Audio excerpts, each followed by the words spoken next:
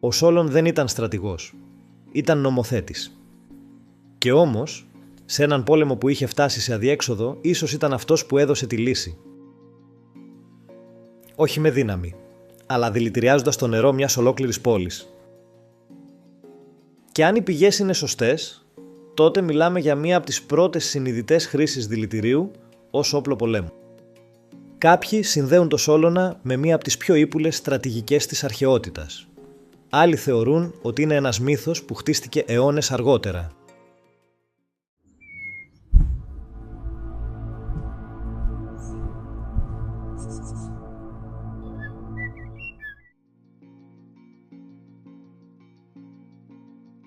Βρισκόμαστε στον 6ο αιώνα π.Χ.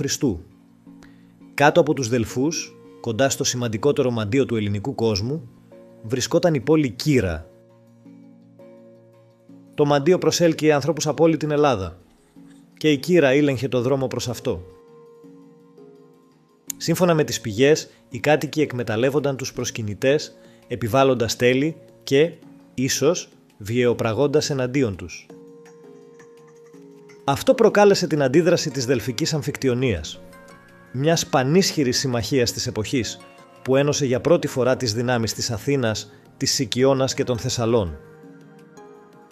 Ξεκίνησε ως μια θρησκευτική τιμωρία, αλλά κατέληξε σε κάτι πολύ διαφορετικό. Σε μια σύγκρουση όπου ο πόλεμος δεν δόθηκε μόνο με όπλα, αλλά με κάτι πολύ πιο αόρατο. Και σύντομα, αυτό θα γινόταν ξεκάθαρο.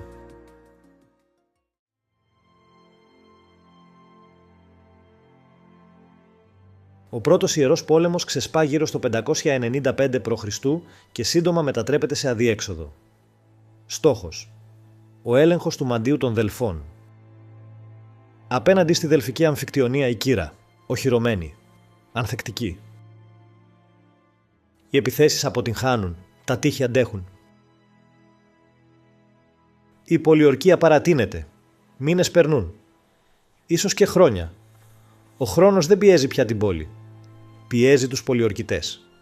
Και τότε έπρεπε να βρουν έναν άλλο τρόπο.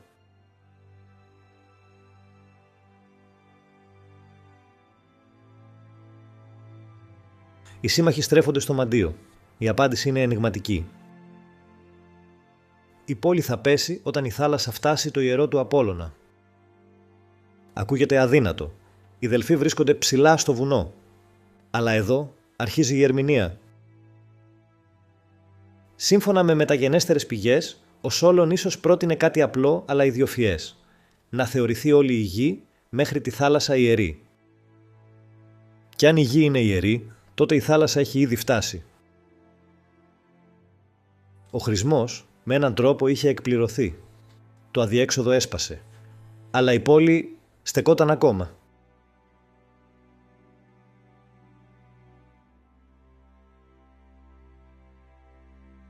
Η ερμηνεία του χρησμού ήταν μόνο η αρχή. Σύμφωνα με μεταγενέστερες πηγές, ο Σόλων ίσως έπαιξε έναν καθοριστικό, αλλά ιστορικά αμφιλεγόμενο ρόλο στην πολιορκία της Κύρας. Σύμφωνα με ορισμένες αρχαίες πηγές, φέρεται να πρότεινε μια στρατηγική που οδήγησε τελικά στην πτώση της πόλης.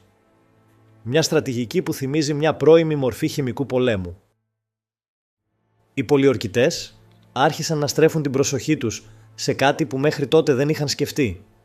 Το νερό. Η πόλη εξαρτιόταν από την παροχή του και αν αυτό κοβόταν, ο χρόνος θα δούλευε εναντίον της. Και τότε το πιο απλό πράγμα θα γινόταν το πιο επικίνδυνο.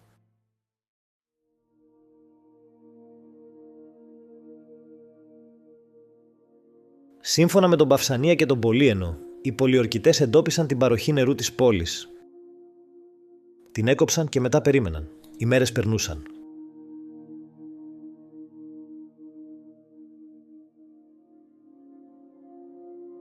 Η δίψα άρχισε να γίνεται πιο δυνατή από το φόβο. Και τότε έγινε κάτι που άλλαξε τα πάντα. Το νερό επέστρεψε, αλλά δεν ήταν πια το ίδιο. Ο Παυσανίας και ο Πολύαινος αναφέρουν ότι το νερό ίσως είχε αναμειχθεί με ελεύωρο, ένα φυτό γνωστό στην αρχαιότητα για τις ισχυρές καθαρτικές του επιδράσεις. Οι κάτοικοι δεν μπορούσαν να καταλάβουν τι είχε αλλάξει πίνοντας το νερό και για λίγο τίποτα δεν συνέβη. Και μετά ξεκίνησε, ξαφνικά, έντονα. Το σώμα αντέδρασε βία, ανεξέλεγκτη διάρρεια, αφυδάτωση, αδυναμία. Οι άνθρωποι κατέρεαν όχι από τραύματα, αλλά από εξάντληση. Αν οι αρχαίες περιγραφές είναι ακριβείς, μέσα σε σύντομο χρονικό διάστημα, οι υπερασπιστές της πόλης δεν μπορούσαν πια να κρατήσουν τη θέση τους. Τα τείχη ήταν ακόμα όρθια, αλλά αυτοί που τα υπερασπίζονταν, όχι. Και τότε η πόλη έμεινε εκτεθειμένη. Όχι σε έναν ισχυρότερο στρατό, αλλά σε κάτι πολύ πιο αόρατο, σε κάτι που είχαν πιει οι ίδιοι.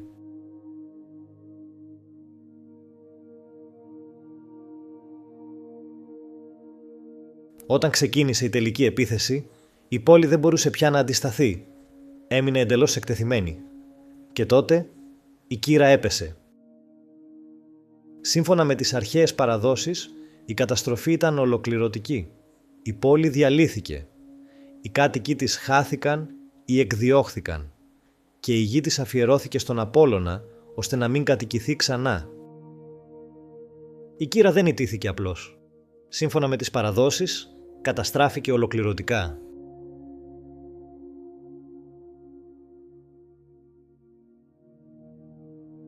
Πόσο αληθινή είναι αυτή η ιστορία, δεν μπορούμε να είμαστε βέβαιοι. Οι πηγές γράφτηκαν αιώνες μετά τα γεγονότα και ο ρόλος του Σόλωνα παραμένει αμφισβητούμενος. Σε κάποιες εκδοχές ο Σόλων εμφανίζεται πίσω από μια στρατηγική που θυμίζει κάτι πολύ πιο σύγχρονο από την εποχή της. Σε άλλες, δεν είναι παρά μια μεταγενέστερη προσθήκη σε έναν ήδη διαμορφωμένο θρύλο. Σήμερα, στην περιοχή όπου βρισκόταν η κύρα, δεν υπάρχουν πολλά που να θυμίζουν την παλιά πόλη. Αλλά πριν από 2.500 χρόνια, κάπου εδώ, μια πολιορκία τελείωσε χωρίς μάχη. Ίσως με ένα σχέδιο, ίσως με ένα δηλητήριο, ίσως με κάτι που δεν θα μάθουμε ποτέ με βεβαιότητα. Αν αυτή η ιστορία είναι αληθινή, τότε η κύρα δεν έπεσε από πολιορκία, δεν έπεσε από στρατό, έπεσε από μια ιδέα. Αν σου άρεσε αυτή η ιστορία, κάνε εγγραφή στο κανάλι. Στην περιγραφή και στο πρώτο σχόλιο θα βρεις και το επιπλέον υλικό μας, για όσους θέλουν να πάνε πιο βαθιά. Και αν θέλεις πιο σύντομες ιστορίες, θα μας βρεις σε TikTok, Facebook και Instagram.